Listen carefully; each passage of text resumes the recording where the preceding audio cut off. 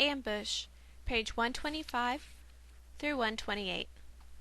When she was 9, my daughter Kathleen asked if I ever killed anyone. She knew about the war. She knew I'd been a soldier. "You keep writing these war stories," she said.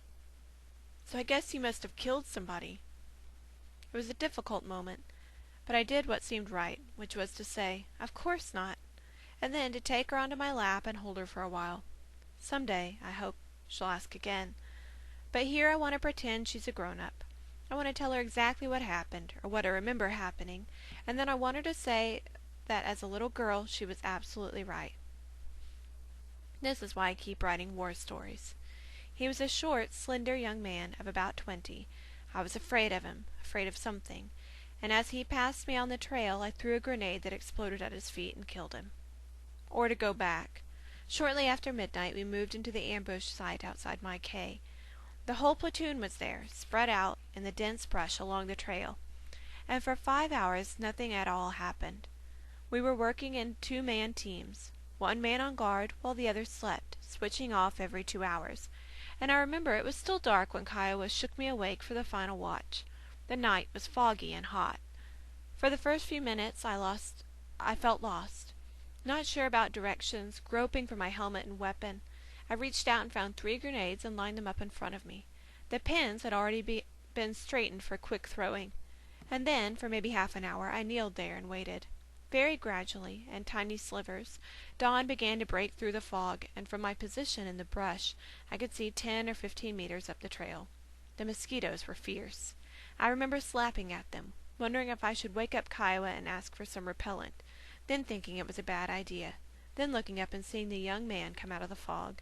He wore black clothing and rubber sandals and a gray ammunition belt. His shoulders were slightly stooped, his head cocked to the side as if listening to something. He seemed at ease. He carried his weapon in one hand, muzzle down, moving without any hurry up the center of the trail. There was no sound at all, none that I can remember. In a way, it seemed, he was part of the morning fog, or my own imagination. But there was also the reality of what was happening in my stomach. I had already pulled the pin on the grenade. I'd come up to a crouch. It was entirely automatic. I did not hate the young man. I did not see him as the enemy. I did not ponder issues of morality or politics or military duty. I crouched and kept my head low. I tried to swallow whatever was rising from my stomach, which tasted like lemonade, something fruity and sour. I was terrified. There were no thoughts about killing. The grenade was to make him go away, just evaporate, and I leaned back and felt my head go empty, and then felt it fill up again. I had already thrown the grenade before telling myself to throw it. The brush was thick, and I had to lob it high, not aiming, and I remember the grenade seeming to freeze above me for an instant, as if a camera had clicked, and I remember ducking down and holding my breath and seeing little wisps of fog rise from the earth. The grenade bounced once and rolled across the trail. I did not hear it, but there must have been some sound because the young man dropped his weapon and began to run. Just 2 or 3 quick steps, then he hesitated, swiveling to his right, and he glanced down at the grenade and tried to cover his head, but never did. It occurred to me then that he was about to die. I wanted to warn him. The grenade made a popping noise, not soft, but not loud either, not what you'd expect.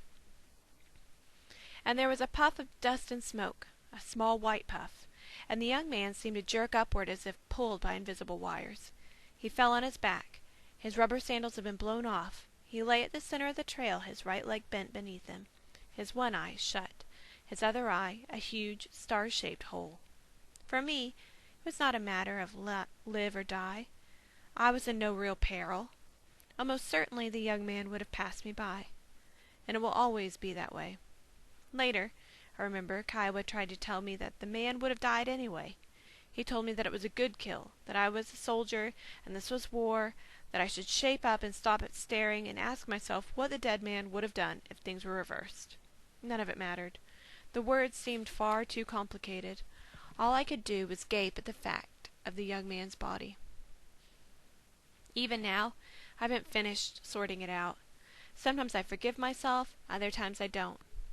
In the ordinary hours of life, I try not to dwell on it, but now and then, when I'm reading the newspaper or just sitting alone in my room, I'll look up and see the young man step out of the morning fog.